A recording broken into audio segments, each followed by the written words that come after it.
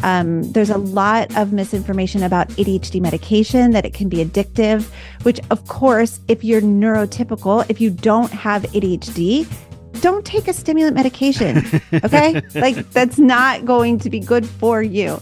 But therapeutic doses of ADHD medication actually prevent addiction. Do you hear the words coming out of my mouth?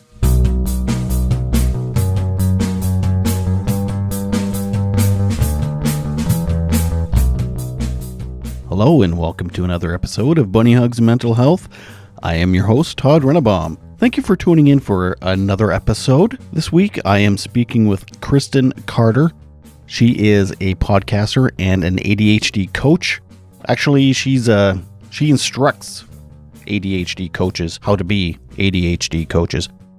So I'm not really sure what that title is. But anyway, she is a very lovely lady who has a lot of great information on ADHD. She's very well versed, and her podcast is called I Have ADHD, which I think is a great title for a podcast. But on her podcast, it's so informative and so good. You can learn all types of strategies and get so many tools and stuff. It's almost like having a free ADHD coach in a way. So I highly recommend listening to her podcast if you or someone you love has ADHD and want to learn more about it and how to manage it and cope with it and stuff. So yeah, it's Kristen Carter, I Have ADHD. But before we get to that, I'd like to speak a little bit about next week's episode, and it is it's a doozy. It's with a gentleman named Daniel, and I don't want to give too much away, but Daniel has never spoken publicly about an incident he was in. He did end up doing some jail time for this incident. It is heartbreaking, and it's just, this is probably the most emotional and powerful episode I have ever done. And it's a longer one. I thought about doing it in two parts, but it's just, you just want to listen to it all. So I don't want to give too much away, but I'm telling you, it's the most powerful and most emotional episode I've ever done. And he actually reached out to me. He was looking for some resources and some services and stuff, and I helped him out there, and then we just got talking, and yeah, he's decided to tell his story on the podcast. So thank you, Daniel. Anyway, that's next week. And if you've been listening for a while, or if you follow me on Instagram, you know that I do Instagram lives once in a while. I try to do them weekly, but it's hard sometimes. People's schedules don't work out, and I had one cancellation the other week, and then this week, my friend Hannah Grieve, she spoke with me, but I did something wrong, and I wasn't able to post it afterwards. So unless you were there live, there's no way you can watch it. So anyway, I'm gonna try and do some more. I don't have one scheduled this Monday, but you never know. Short notice, I might have something on there. So feel free to please follow me on Instagram at Bunny Hugs Podcast, and you can also follow me on Facebook at Bunny Hugs and Mental Health, and on TikTok at Bunny Hugs Podcast. And please, please, please rate and review the podcast on Apple, and word of mouth is also really, really great. So please tell people about the podcast. Real quick story here.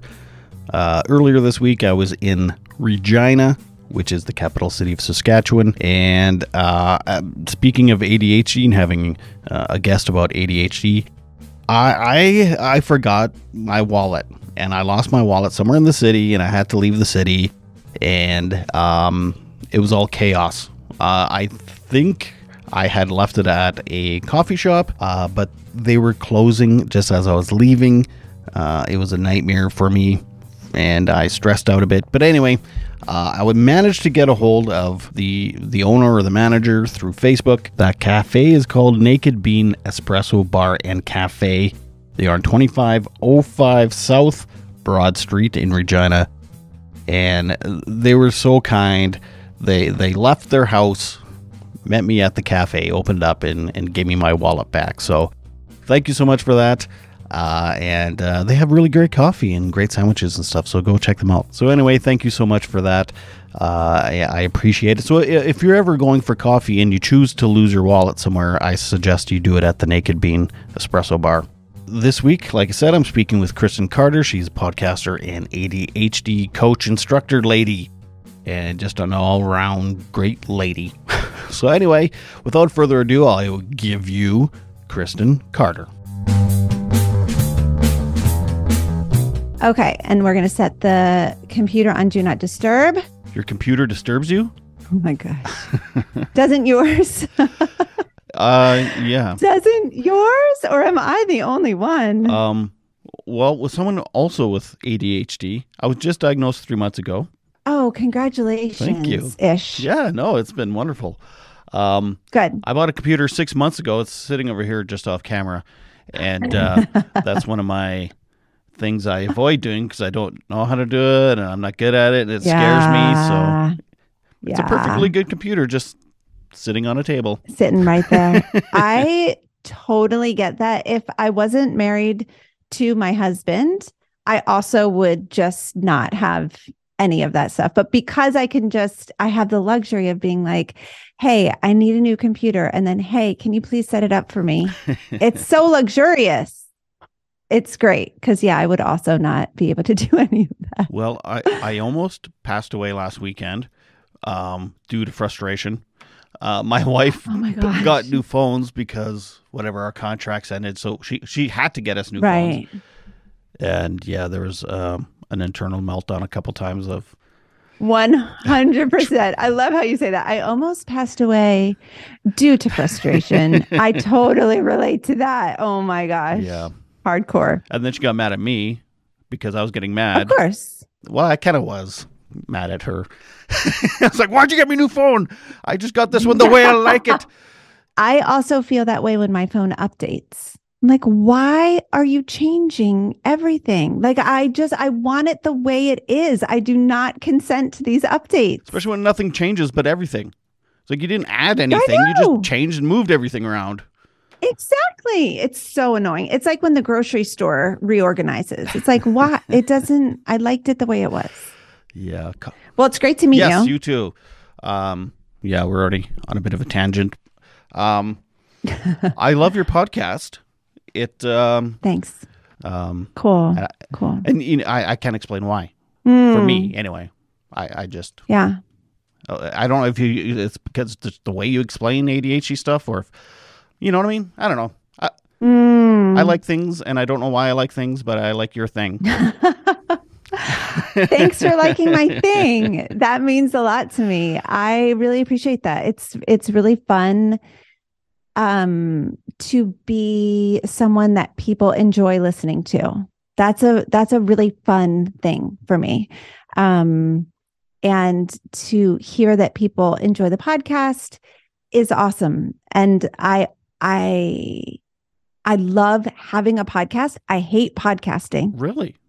But I love having a podcast. I love doing interviews. Mm-hmm. And I love being on people's podcasts. I love face-to-face convos. But when I'm required to sit down and like come up with a solo show, oh my gosh. That's why I don't do solo shows. Yeah, those are the moments when I'm like, why did I do this? But like it's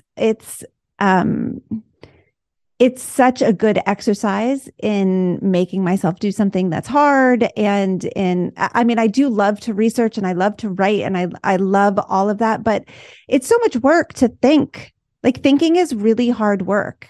And so when I have to do those solo shows, I say have to, like no one's making me. Like I'm the boss, but still it's so hard sometimes to be like, oh God. Oh God, I feel that. Yeah. The one I listened to most recently was I think it was the last of your series for executive functioning. Is that what it's called? Executive. Mm-hmm. Yeah. Mm-hmm. And you mentioned how much you hate doing it. You're like, I'm so glad this series is over, but you make yourself do it because it's good for you. And it's, and that you don't let the ADHD part of you that avoids tasks you don't like doing, you don't let that be an excuse. You still do it. Yeah. I mean, I've spent many, many years allowing that to be an excuse. But what I've been able to do is really just build my desire for like, why am I doing this? Why does this matter? um, who is this going to help? Hmm. Like, why am I bothering? And I think so much of our lives is kind of centered around other people's expectations, all of the shoulds put on us from birth, and I think that ADHDers are often kind of allergic to shoulds, and we're allergic to being out of alignment with our values. And so I think a big reason why we don't do the things we say we're going to do is because we don't actually want to do those things. So we say we'll do things that we don't actually want to do. And so in the last couple of years, I've really tried to be purposeful with like, what do I want to do? What am I values aligned with? And so, using that series as an example, I knew that having a 7-part series or a 6-part series on executive functions for the podcast would be really valuable, be valuable to the audience. It would be valuable to me to be able to refer back to it. It would be valuable. I train coaches. It would be valuable for them. Like the value would be really, really high.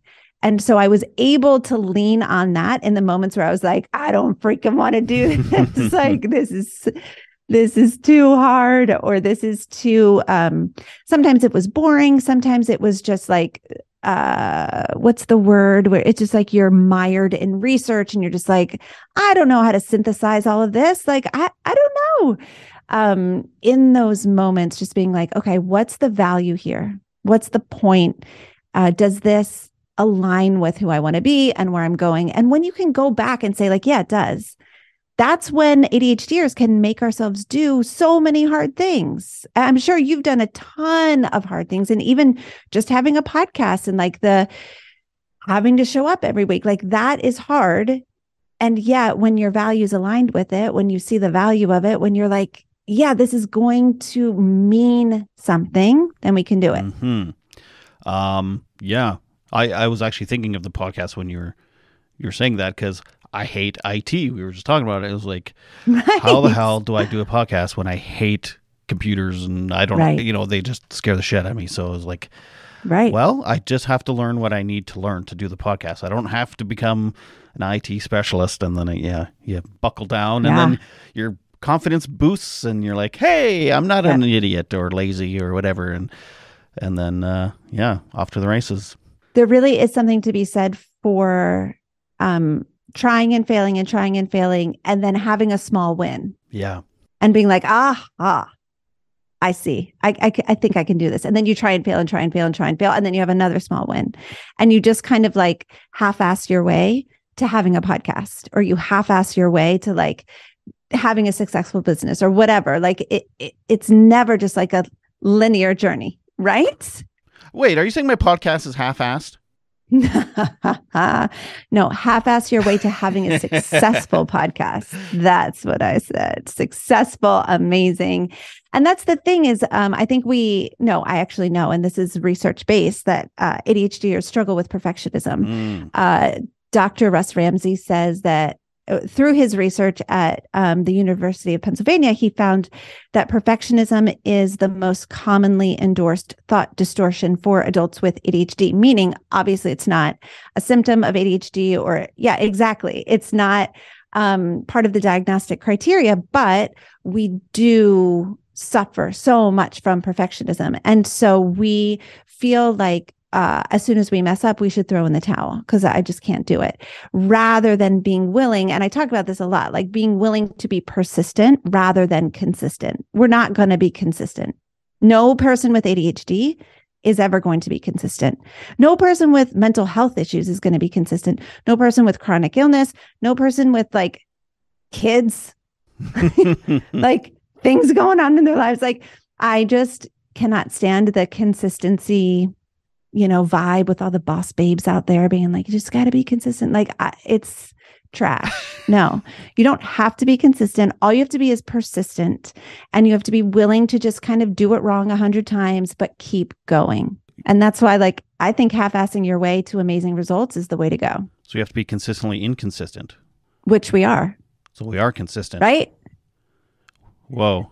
maybe when you look back over time, right, you can say like, oh, I see how I have stuck with that same goal, even though I was on day one of that goal 100 times. Like day one is my favorite. Let's just be on day. Sure, it's fine. I don't have a streak, right? Like when you have those apps, like the mindfulness apps, or like the wellness apps, they want you to get the streak. Like, no, it's probably going to be day one for me over and over and over, but I will day one my way toward results. I get the biggest dopamine hits on day one. Totally. Day three, it starts getting hard and feeling like work. And it's like, I'll go back to day one. That was fun. I totally agree. So a little about me. I had anxiety and depression all my life. I've been in and out of psych wards. I've had suicide attempts, addiction issues. I've gone through addiction treatment. 6 years ago, I got sober and I thought things were good. And then COVID hit and my anxiety, the depression was a lot, like way better, but the anxiety was still huge. And a year ago, I spent a weekend in the hospital after a panic attack. And I was starting to get suicidal thoughts again because I'm like, not so much that I want to die. It's just like, this is exhausting. Why I can't break this pattern. I don't know what the hell's going on. And that's when I started looking into ADHD. And as soon as I got diagnosed, it was like, holy shit. This explains everything. And you know, I make a lot of memes and jokes about ADHD and, you know, we're quirky and all that stuff, but it is debilitating, especially when you have no idea that you have it. Wow. I totally agree. And I appreciate you sharing some of your journey with me because it's, some of us have really tender journeys, really like a lot of, there's just like kind of a lot of destruction in our paths, you know, as we are navigating and finally like coming home to a diagnosis for ADHD, because for a lot of people, I think it does feel that way, like kind of coming home to like, oh, now I can look back through the lens of ADHD and see how all of this makes sense. Absolutely. Yeah. And I remember when I was on a waiting list for like 8 months or something to get the assessment. And I had, you know, friends and family, they meant well and they're very lovely. They're like, you know, what does it matter if you have ADHD? It's just, you know, it's just you being you and you're very special and all that. You know, it was very sweet, but it was like, no, I need a fucking diagnosis. I need some certainty in my life. And now I've seen coaches, I'm on medication. It's like, finally I am treating the cause and not the symptoms. And it's life-changing. I've heard that over and over from people that it's life-changing, and it is. And don't get me wrong, I've had a lot of fun through my life and a lot of life experiences that I think because of my ADHD is, you know, I've played in bands and I've done artwork and I've done, you know, I've traveled, I've done all these wacky things that, you know, probably neurotypicals don't do. So, you know, there's pros and cons, but now I'm just working on the cons and I'm going to keep the pros, you know? Yeah. I love how Ned Hallowell puts it. It's ADHD is a gift if you can be treated, if you can be like, not everyone has access to a diagnosis. Not everyone is able to even understand what's going on in their brain. And like you said, in those cases, it's debilitating, or it can be very debilitating. But if we have the privilege of a diagnosis and treatment and coaches and all of that, then that's kind of like unwrapping the gift of ADHD. Because I challenged him on it, because I struggle with the like ADHD as a gift kind of sentiment. But when he explained it to me, I was like, oh, okay, like I can see that perspective. If you are privileged enough to have a diagnosis and get treatment and have support, I mean, support is everything.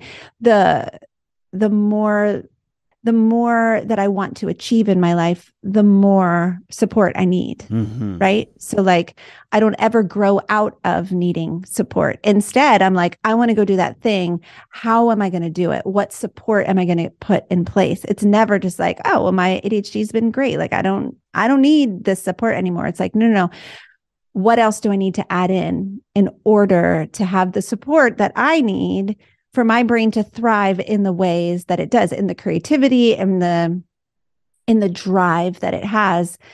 And so I think that part is so important, and not everyone has support. And so then it's so debilitating. Yeah, 100% agree.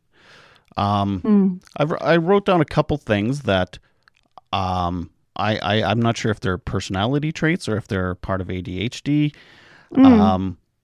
And I want your opinion.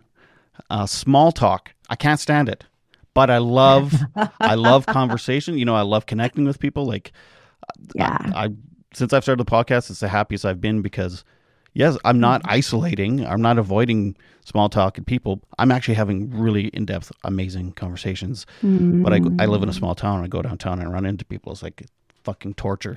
Is that just me, or is that a common thing? I don't feel equipped to speak for the whole community, but I will give some insights into that as far as like, we have an interest-based nervous system, and small talk is not interesting to most of us. And so we are not going to be drawn to talk about the weather or, you know, little Sally's 7th grade class. Like, we don't care. Give me the good stuff, because the good stuff is where the dopamine is. Connecting, having deep conversations. I know it gives you like the shivers, right? It's like, that is the good stuff. And so just keeping in mind that we have an interest-based nervous system is really helpful, because then we can gravitate toward things that are really fascinating to us. And then we don't judge ourselves when, like, you know, the checkout person wants to chit chat. And I'm like, I am not here for it. Sorry. I'm not a mean person. I just know that this relationship isn't going anywhere. Right. And so when I know this, like, I'm just like, yeah, I'm going to look at my phone. Like, I appreciate what but I'm going to look at my phone. So I think just it can take some of the judgment out of it, you know, where we don't have to judge ourselves for like, not participating in certain things. Like, there are certain events that I'm just like, I'm not going to do it. I'm not going to go. And that's okay, because I have an interest-based nervous system. And it's not that of course there are things that I do that I don't want to do, but as much as I am able to, I set up my life in a way that's really interesting to me. And like, sure, I'm a mom of 3. I Uber, like, second shift for me. Like, this is first shift. Love it. This is the favorite part, my favorite part of the day. I get to like work. I just met with my team. Love my team. Like, I love connecting on podcasts, but then I go home for second shift. I got to make dinner. I got to Uber the kids around. Like, that part's not super interesting, but if I can connect with my kids, then like, perfect. So like, sometimes the only time we get to connect is in the car over a song or something like that. Great. So like, I try to make everything as interesting as possible so that I'm not checking out. And someone that wasn't diagnosed until they were 45, when I hear stuff like this, or I'm doing some research on ADHD and they say, here's some strategies, it's like, I actually did those strategies without knowing that, you know, that's what I was doing. Amazing. That's so amazing. Yeah. But sometimes there was judgment behind it on my part. It's like, I'm an idiot because I'm avoiding people, and I'm a recluse or whatever. Right, so, but now it's like, oh, it's just because I have ADHD and I don't. So yeah. That's the biggest part of the anxiety, depression part of it is like, what am I trying to say? So the anxiety and the depression I had before being diagnosed was a lot of the internal beating up and not understanding myself, and now that I've been diagnosed, it's like, oh. I'm not, you know what I'm trying to say? I totally am resonating with what you're trying to say. And I think what it is when you don't understand ADHD or the way that your brain works, you assume that you're doing it wrong. Everyone else is doing it right and I'm doing it wrong. There's something wrong with me. I'm broken. I shouldn't be acting this way. I shouldn't need all of these things that I need. I shouldn't. And when you have the clarity of a diagnosis, you're able to say, oh, I'm actually not doing it wrong. I'm doing it in the way that works best for my brain. And I think that is such a relief to so many people. It's so validating. It's so relieving to understand like, oh, I'm not just a bad person. I'm not just like interrupting people because I'm a bad person. I'm not late because I'm selfish. I'm not lazy. Oh, that was a big one that I talked about in the self-motivation episode. Yes. Which is like, you're not lazy. Stop calling yourself lazy. When I hear ADHD people call themselves lazy, I lose my mind because it's not true. It is not true. And so being able to understand that and filter everything through that lens, it relieves so much judgment, so much shame, so much like I don't know, just like beating yourself up. So yeah, I totally resonate with what you're saying. So I wrote down another thing that might be a characteristic, but I want to keep talking on this point too. So a big thing for me was like I quit jobs like every 2 years. Either I lose interest or it gets hard or I don't agree with management or I have trouble with coworkers because for whatever reason. And so I'm like, I was constantly quitting jobs. So then that was a hard one because it's like, I'm a father, I'm supposed to be a provider, but yet I'm always starting from ground zero every 2 years. Or a couple of years ago, I decided I can only work part-time. I cannot, why am I forcing myself to work full-time and then beating myself up and getting overwhelmed? And so that was really hard for me. You know, I don't know. I'm sure it's different. I'm sure ADHD affects men and women differently, but for me as a man, that's how I felt. It was like, I'm not adequate as a father, as a husband, as a provider. And this has just been so validating, this diagnosis. And it's like, oh, I was just coping and coming up with strategies for myself. Totally. I mean, it still sucks that I can't work a full-time job, but whatever. But yeah. Yeah, there is a lot of research out there about ADHDers, maybe not a lot, that self-correction. There is some research out there about ADHDers and the workplace. And it is kind of sad in a way that ADHDers do tend to under-earn, or those who are not diagnosed and treated tend to under-earn. And one of the reasons why is exactly what you're describing, is just like this almost inability to stay somewhere and kind of like move up the ladder, so to speak. And I resonate with that so much. And I think that now, like when someone understands that they have ADHD and they can set their life up around their ADHD, then that unlocks the potential for earning, because you can make a lot of money working part-time. You can. And especially if you're setting it up in a way that's like leaning toward your strengths and like always new and novel and like changing things around, you can like being trapped in a 9-to-5. That's or exactly what it feels like. 6. It's like I'm trapped here. Yeah. Is really for many people like it ain't it, you know? And so if you can say like, okay, how do I make the same amount of money in half the time? Like there's got to be a way to do that. I think that is where the ADHD brilliance comes in. That's where the creativity and the drive and the being willing to start new things and like attempt things, take risks that other people wouldn't necessarily be willing to take. I think that that's where it can really play to our benefit. It's funny. I don't consider myself a risk taker. Like I have a brother that's a business owner and he's taking risks on like buying property or doing, you know, like financial risks, right? Sure.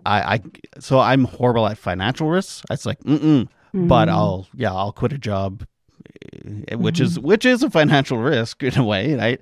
Sure. To start another job because it seems cool or whatever, it's like, so yeah, that's kind of funny. But I've heard that in ADHD there's a lot of what's the word I'm looking for? Where it's like you like this, but you can't because of this. It's like I need structure, but I love. Oh, yes. Almost like what is that word? Paradox. Yes. Yeah. That's right. There's like a paradox of like I crave structure, but also don't tell me what to do. Yeah, exactly. And I need spontaneity, Totally. but I need structure. Yeah. Yeah. I want to be spontaneous, but like also, can you let me know about it like the day before? Exactly. It's raining. Why didn't someone tell me that 2 weeks ago it's going to rain today? Totally. Yeah. So yeah, I think there is a lot of that. And I think again, like it just circles back to understanding your brain, like understanding what parts of your life need to be structured and what parts of your life you can be spontaneous in, and like where you feel safe to take risks and where you really want to make sure that you are not taking risks. I think that again, it just goes back to like building your self-awareness. Once you have a diagnosis that makes sense, it's an invitation to build your self-awareness and to be able to just structure your life in a way that really feels good and right to you. Whereas prior to a diagnosis, and if the listener has ADHD or not, like whatever it is for you. I don't have listeners. This is just for me. Come on. This is just for you. I'm kidding. The 3 listeners out there, listen, here's what I want to say. It's just like, if you know more about yourself, you can set your life up for it, right? And I think that that's what's missing prior to a diagnosis. And for some, they're diagnosed in childhood and they're like, I don't really know what that means. Like I was diagnosed at 21, which is super early for a woman. The median age for diagnosis for women is 38. So I am so lucky to have been diagnosed at 21, but I didn't really know what it meant to have ADHD until I was in my mid 30s. Right. So I just thought like, oh yeah, I started to pay attention. I didn't know like, no, it affects your emotions. It literally permeates every single area of your life. And literally everything that I hated about myself, once I learned about ADHD, I was like, oh, it's a symptom. Oh, that's another symptom, like everything. So once I really began to uncover those symptoms, I was able to just be like, okay, Kristen, you're not a terrible person. You're not the worst thing to happen to this world or to your family or to your friends. Like you're actually struggling with a neurodevelopmental disorder that when is treated and supported is really like you can really, it's livable. That's not the right way to say it, but like you can live with it. It's fine, but it needs to be treated and supported in order for that to be the case. I look back in life and I wonder, when did I catch it? No, I'm kidding. It's not something you catch, is it? It's such an interesting question because is it infectious? Forever, it's contagious. It's airborne. Be careful, everyone. But it is a really interesting question though, because I do wonder how much of it is nature, how much of it is nurture. I know that right now where all of the experts are saying, if you have ADHD, you were born with it. But I've been reading a lot of like Gabor Mate and Bessel van der Kolk and all of these people who are, experts in like trauma and complex PTSD and all of that. And it is very interesting. That's just probably another conversation for another day, but my brain, the wheels are turning. But right now, yes, the consensus is if you got ADHD, you've always had ADHD. So don't worry, everyone. No masks required for ADHD. Speaking of Gabor Mate, I bought his book about ADHD about a year ago, right when I was kind of wondering about it. And I haven't read a page. It's because I can't read. It's not that I can't read or that I don't like reading. Yeah. It's I can't. Yeah. It's just Do you like to listen to audiobooks? Well, I love podcasts, so probably. Yeah, you should listen on audiobook. You should go for a walk or whatever it is you do to move your body, hike, walk, bike, whatever, and listen and absorb some of it. Yeah, that's a good idea. Yeah, that's what I do. I mean, it's very rare that I'm going to sit down with a paper book. Yeah, right. Yeah, me too. I need to be doing it like my wife. You got to be doing something. Yeah, I have to be doing something while I'm reading. Yeah. 1,000,000%. And I can't do that. Yes. I can't do that. So you get an Audible subscription. This podcast is not sponsored by Audible. Neither is this one. And you listen and you go for a walk or you tinker with whatever it is you tinker with. And you just, that's what I do. That's good. That's a good idea. Okay, so here's another thing that is this just me or is this a common thing with ADHDers? Sure. I have a coffee mug and it's the only cup I use, water, coffee, whatever. If it's not there, I'm like, where's my mug? And my wife's like, I think it's in the dishwasher. I'm like, why would you hide it? Why would you move it? And literally just this morning, and this is what kind of spawned it. I have a pen that someone gave me, and I love the feel, the texture. It writes nice. The button is soft. And someone took it, and I was like, where's my pen? And my son comes out of his bedroom. I'm like, why'd you touch my pen? So is that just a me thing, or is that a common trait? In your opinion, I mean, if you don't know, you don't know. But I would say that likely a lot of people with ADHD, I would say it's probably split. Half the people are going to totally resonate, and half the people are going to be like, I don't freaking care what cup I use or what pen. Like, what's a cup? Who cares? So it's probably a you thing, I would guess. Okay. But I think we have a shelf full of coffee mugs. There's 3 that I consent to use. That's it. So I will always choose one of the 3. I have this water bottle, but I also have it in blue, but it's the same water bottle that I just kind of rotate through. I have to drink 3 of those a day. So there are certain things for sure. And it's so interesting because, it's so incongruent because there's a lot of things we do not care about. And then there's going to be 1 or 2 things that it's like, if it's not this, I'm not doing it. Right. Yeah. And I know, I realize that, not every person with ADHD is exactly the same. There's, there's a list of 20 symptoms and you don't have to have all 20 of them. I also know that there's a lot of overlap between autism and ADHD, and they're both neurodivergencies. Mm-hmm. And I was going to bring that up, but then I was like, I don't know if that's appropriate to bring up in this instance, but for sure, they're both spectrum disorders, and the spectrum does overlap at some point, right? And so, where someone with autism might be very particular. And of course, not everybody with autism spectrum disorder is going to be particular. Mm-hmm. It's hard to speak for communities, isn't it? But there might be some very particularities about that. And so maybe that's kind of where the spectrums overlap. So I work with a young guy he's on the spectrum. Occasionally I work with him, and he loves me because you get me, Todd. It's I get him, and it's walking around the house with headphones because I don't like what my wife is watching on TV and stuff. And he'll do the same thing. Sure. He'll just put in his earbuds and work on his own. And it's I'm making supper with I'm listening to paranormal podcasts because I don't whatever my wife is watching. And it's and I used to feel guilty doing that, and now it's just no, this is just I'm not disassociating from my wife. This is just what my brain feels good doing, and she accepts that. Then that's cool. That's amazing that she accepts it. That's amazing. I've never asked her, actually. Maybe she is what an asshole. Anytime we're alone, he's putting on his headphones.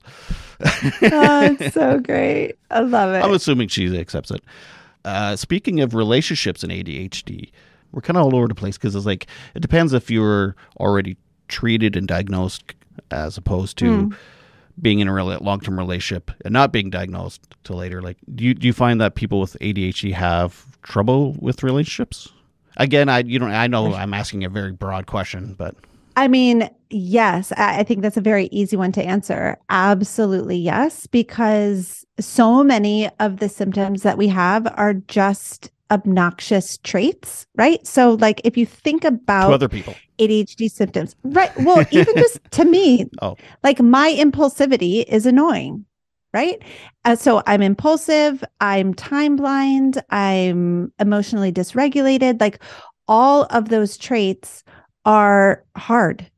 They're just hard to live with. And so, but then I also want to wrap in something that you said earlier, which was like, I didn't know that this was ADHD. And so I was full of guilt and full of shame. And so there's that aspect as well, where we with ADHD, yes, can be sometimes really difficult in relationships, but also because of that guilt and shame that we feel, we often will tolerate way more than we should from the people in our lives because we are always assuming that we are the problem.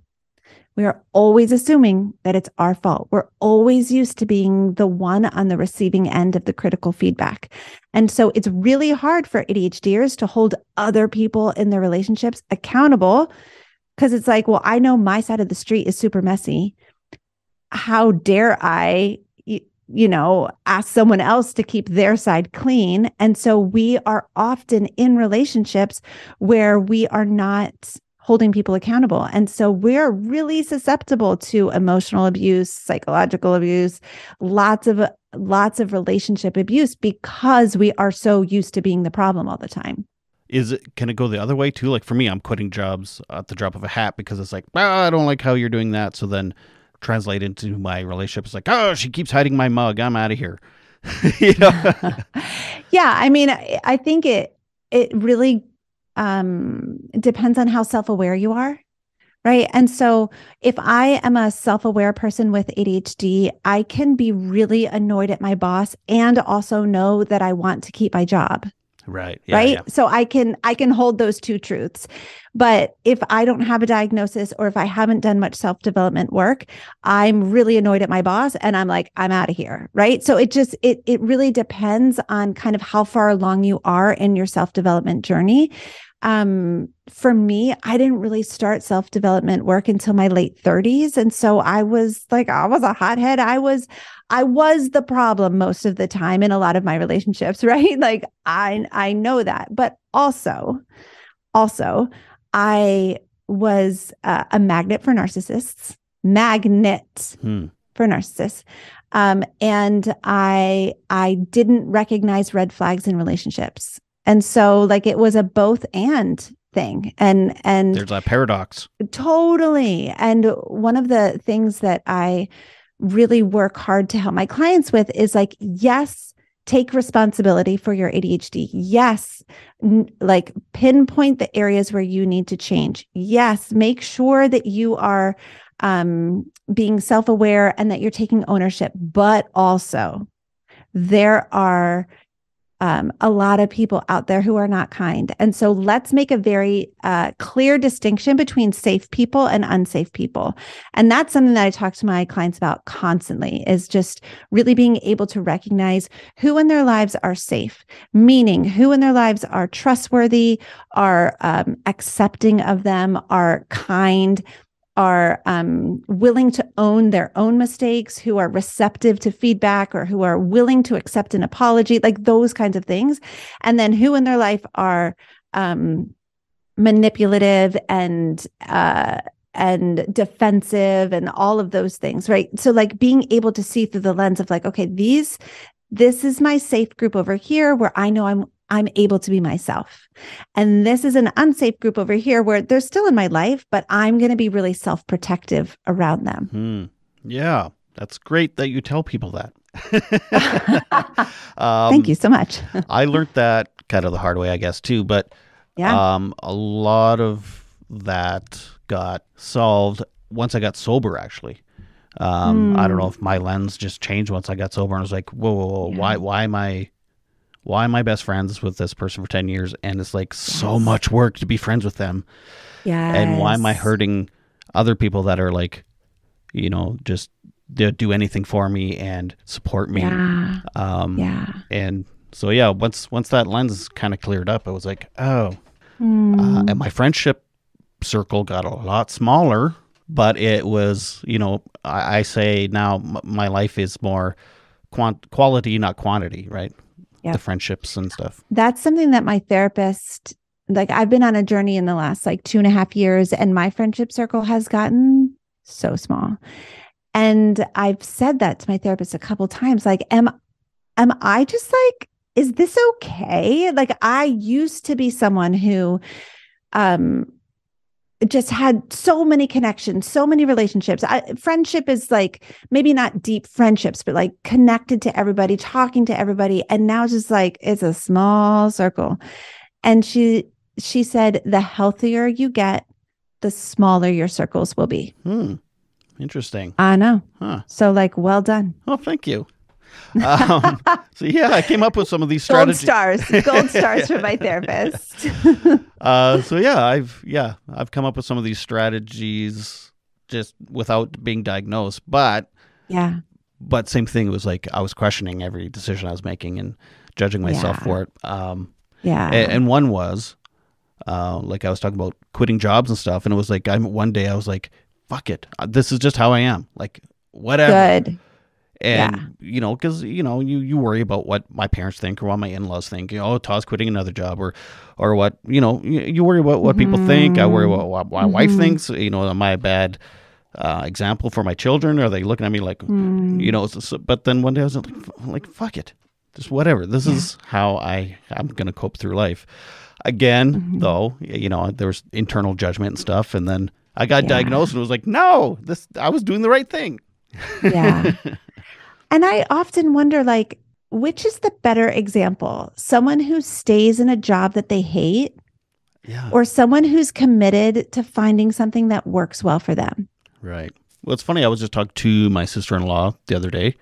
So that's my wife's brother's wife. Got it. She was just recently diagnosed too.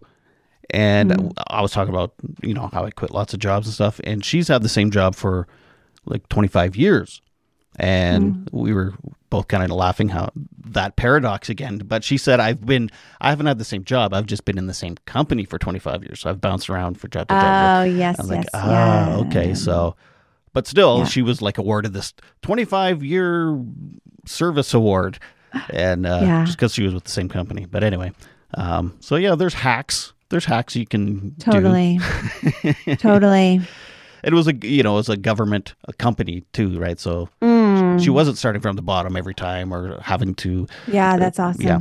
It's so great that she was able to get a diagnosis, because I've heard, oh my gosh, this was just recently, like there are some clinicians that look at, oh, you stayed in a job for 25 years. There's no way you could have ADHD, which is so dumb. And so it's just so ignorant, but because clinicians don't have a full understanding of ADHD and what it entails, they'll make those judgments of like, oh no, you're a doctor, you couldn't have ADHD. You're a lawyer, you never would have been able to pass the bar if you had ADHD. Like that, all of that is just BS. Like there are so many successful people out there with ADHD, or people, who've stayed in the same job for 25 years or whatever. It's just a matter of like, what is the behind the scenes been like?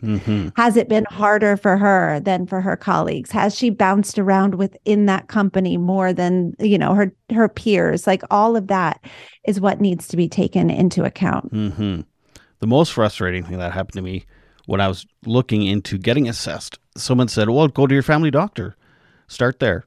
So being in a small town, our family doctors, they're like me with jobs. It's like every 2 years we have a different doctor move through town. So anyway, first time I'm meeting this guy, he sits me down. He's like, okay, what can I help you with? And I said, well, I'm looking to see if I have ADHD.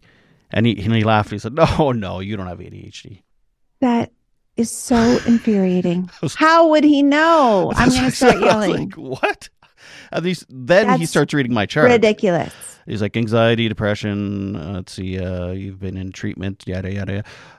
Yeah. No, I've worked with ADHD children. I can tell you right now, you're not ADHD. Idiot. Yeah. So then, I'm sorry. yeah, it was very discouraging. So then, it was a long process to try and get assessed. Let's put it that way. Yeah, I don't know what it's like in other states and other provinces. I'm in Canada. Okay. But yeah, it took a while, but I got it. Just, you have to keep at it, right? It's unfortunate. It's one of those things that you have to stick with and be persistent about. And also, I always recommend that people kind of try to educate themselves before they go in, maybe go in with a list of symptoms, like try to remember everything you can about these symptoms and like how they've played out throughout your life. Some doctors hate that though. They're like, oh, you think you know better than me. Oh, you were just on TikTok and saw a video and oh, don't worry. I've heard that from people. I think that clinicians can be very difficult, and it is such a disservice to humanity, not even just people with ADHD, but to humanity, because and even when people say like, oh, everyone, yeah, exactly, the TikTok thing, or like everyone's diagnosed with ADHD, or everyone thinks they have ADHD, like that is not true. ADHD is not overly diagnosed. If anything, it is probably underdiagnosed. And it is such, like I said, such a disservice to humanity to not be open to the possibility, because there are so many people suffering. Mm-hmm. That could be helped. Yeah. Yeah, it was a long process. I'm sorry. A couple things. Yeah. A couple things that got me thinking about it was actually, I was at a family reunion and all my cousins and uncles were talking about their ADHD. And I was like, huh? What? Like, you guys all have ADHD? And they're like, oh yeah, well, you have it. I'm like, I do? Like, absolutely. I'm like, huh?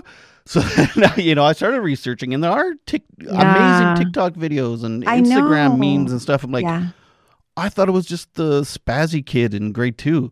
Right. I had no idea of this. Like, it's a lot of it's internal, and there's different kinds of ADHD and all that. Yeah. And then 2 years later, I finally got diagnosed. But 2 years. Oh my goodness. I'm sorry it took that long. Well, the first year was me just trying to get the nerve to even look into it. Yeah, I get that. I do. What's some misinformation and stereotypes you hear all the time about ADHD? What a great question. Well, thank you. You're so welcome. I've actually never been asked that question, and I love it.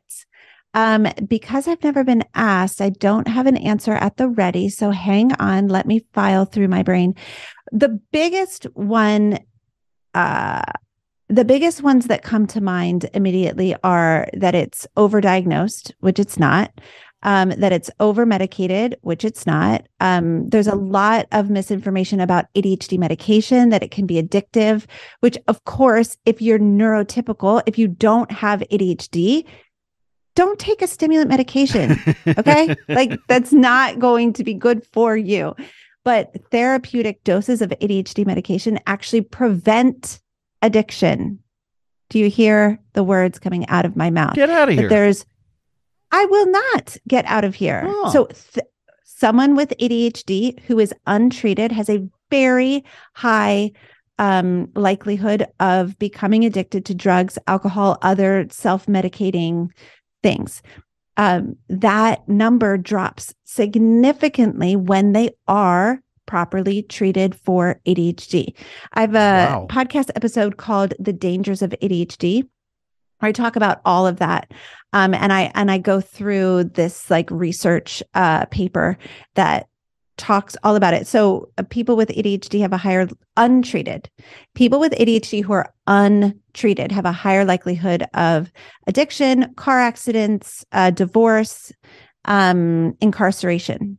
But if you are treated for ADHD, if you're medically treated for ADHD, all of that drops significantly. And so the misinformation about ADHD medication, how it's like, oh, it's addictive. It's addictive. It's not addictive to people with ADHD. It actually prevents people with ADHD from developing addictions. So just like it, that makes me so angry.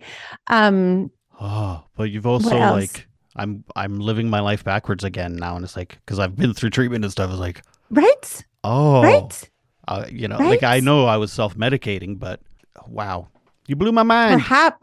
Perhaps one of the reasons why you were self-medicating was ADHD and not being treated for it.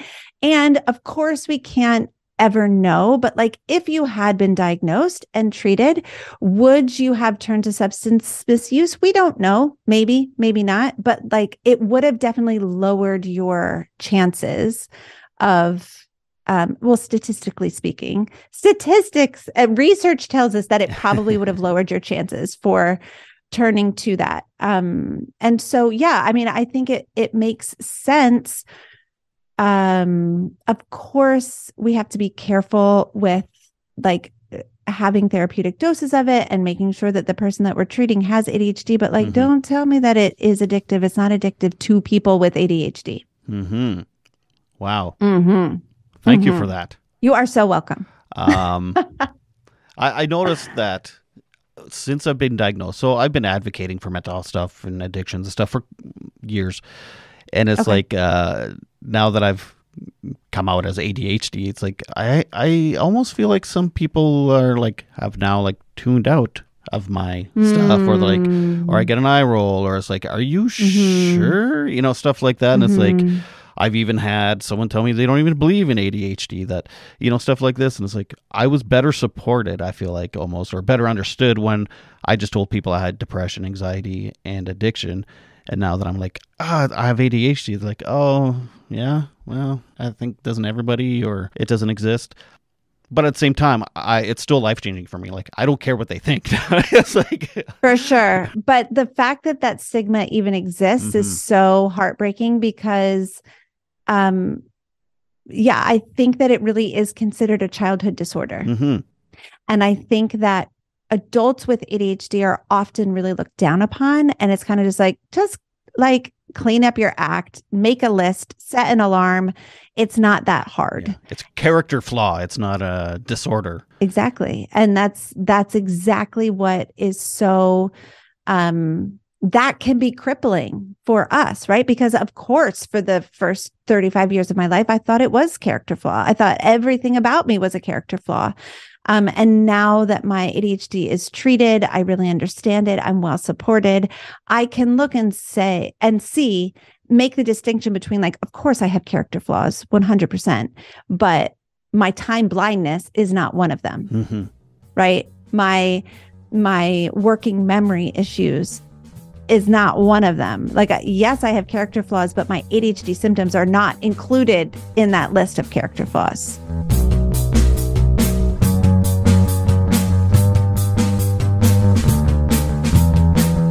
Thank you so much, Kristen. I very, very much appreciate you taking some time to speak with me one-on-one on my podcast. And I meant what I said. I really do enjoy your podcast. I think it's great. And you are lovely. So thank you so much again. Next week, don't forget, I'm speaking with Daniel. And you don't want to miss that one. It's like I said, I don't want to say too much, but it's a very emotional and very raw episode. So you can check that out next week. Until we meet again, please remember to make your beds and take your meds. Bye.